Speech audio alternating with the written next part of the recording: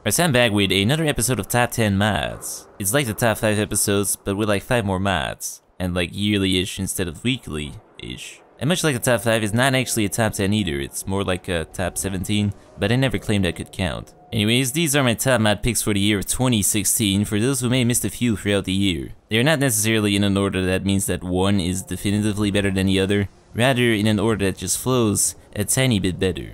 Which is how I do it normally anyway. Now since I have the game on PC, I picked PC mods. But there's a fair few Xbox ports in there too, unfortunately no PS4 ports. Blame Sony, not me. But without further ado, let's roll the intro.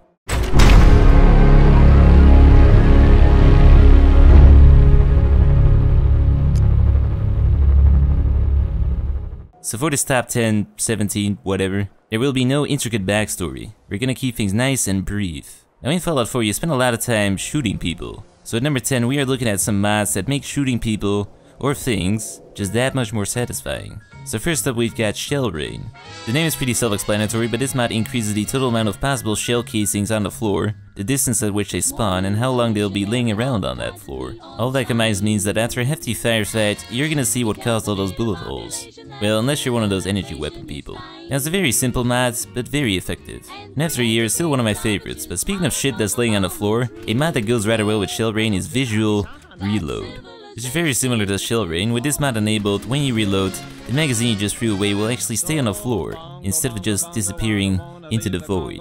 And that is pretty much it. It's very simple yet again, but after a hefty firefight, you're just gonna see all sorts of shit on the floor now. So yeah, we've covered pieces of metal that injure people, or things, and the things those pieces of metal are fit from. But what about the injury itself? Well, with life dismemberment, you'll be injuring things left, right, and center. So with this mod, depending on the setting you enabled, any crippled limb will explode. Meaning that with this mod, you can literally disarm people, or just plain old kneecap them. And if you're really in a bad mood, you can just shoot off every limb. Now with the mind-blowing setting, you can even shoot off people's heads, without them dying. Overall, when you use this mod, you really feel like you're dishing out some serious damage. And speaking of dishing out damage, for that, you'll need a gun. So arguably the best weapon I've featured this entire year is the Scarh H. It's a beautiful looking assault rifle with custom sounds and a lot of custom animations, custom run, melee, equip, grenade, and firing animations too. But most importantly, a custom reload animation that looks great too. You see a lot of weapon mods out there that try and get up to the level of the vanilla weapons. Well, this mod author decided to throw that straight out the window and just went a notch above any of the vanilla weapons. This is truly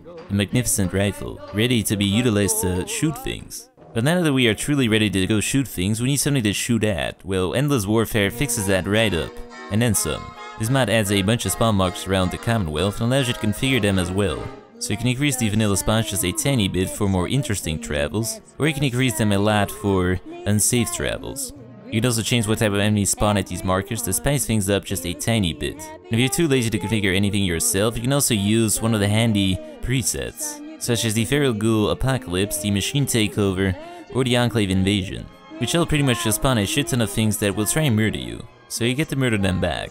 And if you're having a hard time and you need some help, you can also spawn in friendly NPCs around you with this mod. You can pretty much do whatever you want. And speaking of doing whatever you want, with Get Out of My Face, Push Away Companions and NPCs, at number 7, you can finally push your companions out of doorways, or off of cliffs. It's up to you pretty much, but this will allow you to finally push Preston off a cliff, or just get him to stop talking to you. You can also choose a setting where you can push anyone or anything away, including Brahmin. This mod is pretty addicting, but to add insult to injury, you'll need Drop the Bomb, which allows you to flip off your companions after you push them off a cliff. Fuck you. But with your newfound powers, you're gonna make some enemies, so you need some protection. And protection is just that much better when it's hand-delivered from orbit. So PowerArm Airdrop does just that. With this mod, you can pick which one of your power armors you want to have airdropped in, and when things get hairy, it gets shot down from orbit. Well, unless you're underground, then you're kinda fucked. But that said, you just point up your flare gun, shoot, wait around for a bit, and your power armor rescue will arrive. Just in time to probably land on your body, because it takes a solid 10 seconds, so you have to plan ahead. But speaking of power armor that's raining down from the sky, with Vertibird Jump, you can be in power armor when it's dropped down from the sky. So with this mod enabled, when flying around in a Vertibird, you get the option to jump out instead of waiting for a slow landing animation. Great for dropping straight down into combat, in style. Now for these power armor related mods, you're also gonna need some cool power armor. And TES-51 power armor, Skyrim inspired, is some pretty freaking cool power armor. This mod brings just a tiny bit of Skyrim over to the Fallout universe. Aside from looking pretty freaking cool, it's also customizable. You can go for one of 6 different paint jobs, including winter camo, Skyforge steel, and stylish Nordic war paint. You can also decorate your PowerArmor with some Brahmin shoulder pieces, a Yao Guai head, and if you're really in a Skyrim mood, this mod also adds in a warhammer and a sword. It might not be the most lore-friendly mod out there, but it's very cool and very well done. But if you're shopping around for something that is a tiny bit more lore-friendly and also less bulky, we've also got the Rebel outfit, which you can now find in the Mercenary pack. Now this is a pack that includes a bunch of cool looking and well done outfits, but the Rebel, in my opinion, is the best one in there. It's very cool looking, it fits in perfectly with the Fallout world, and it's also modular. You can decide whether or not you want to take off the hood, the backpack, or the gas mask. There's also many retextures out there that are now actually included in the packs, and different color schemes and camo patterns. You can go for a skull gas mask or denim, if that's your taste. You can really wear whichever flavor of Rebel you like the most. And while we're on the topic of things that actually fit into the game, we've also got a house that fits in pretty well into the game at number 4. It's the Scavengers Apartment. It's a small Scavengers Apartment that's located in Goodneighbor. Now most of the apartments I review are really well done and neatly decorated with a bunch of cool things stowed away everywhere. But for my top pick, I decided to go with something a bit more lore friendly. This house is not stuffed to the brim with trinkets and figurines, it's well decorated, but not pristine.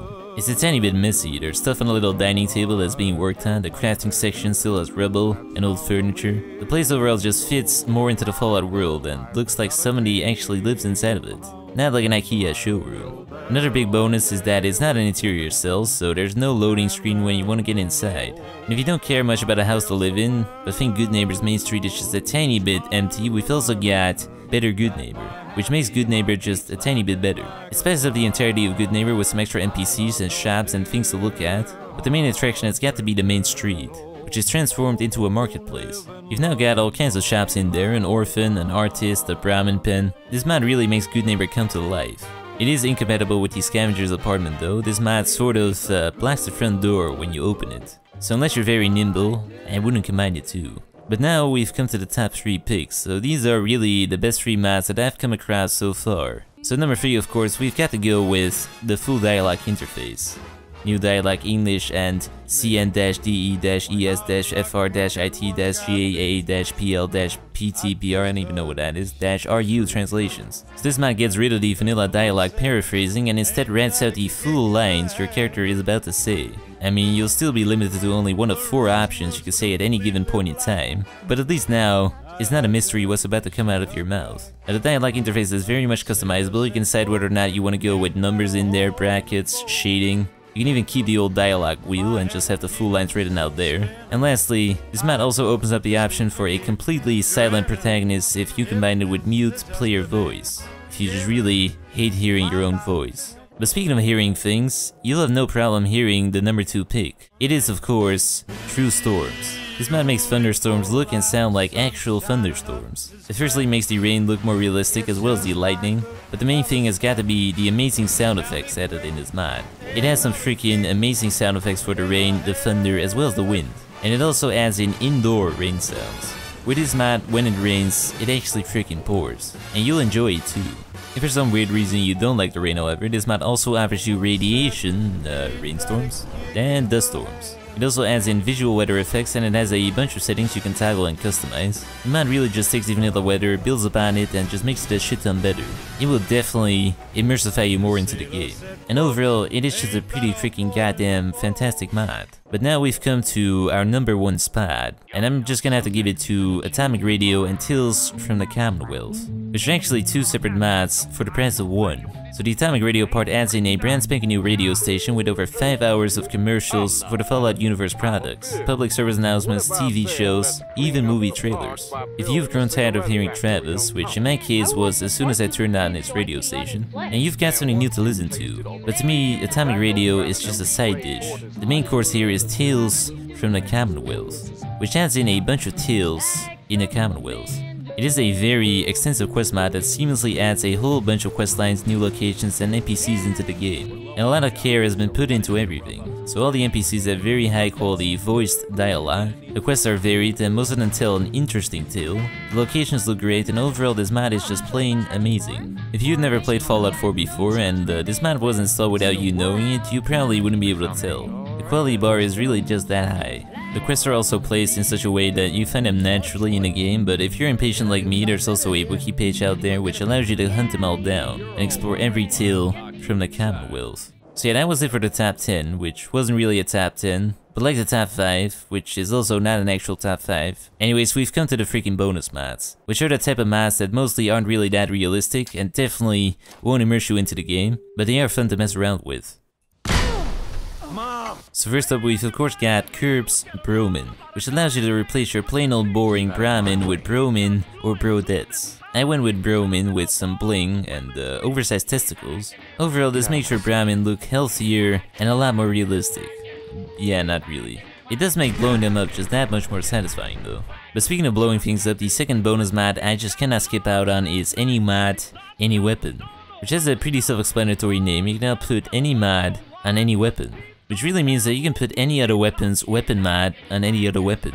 It completely breaks the weapon balance and also defies about any common sense, but no other mod out there allows you to create a suppressed target-seeking fat man, great for covert operations. You can pretty much craft the weapon of your dreams. Or like me, you'll probably just build a bunch of things that don't make any goddamn sense and don't really work that well either, but they do look cool. Anyways, that was it for the top 10 mods of 2016. If you came across any mods that you may have missed throughout the year, I encourage you to try them out. If you liked the video, be sure to leave a like, and if I missed any mods myself, be sure to yell at me in the comments, and I will see you next year.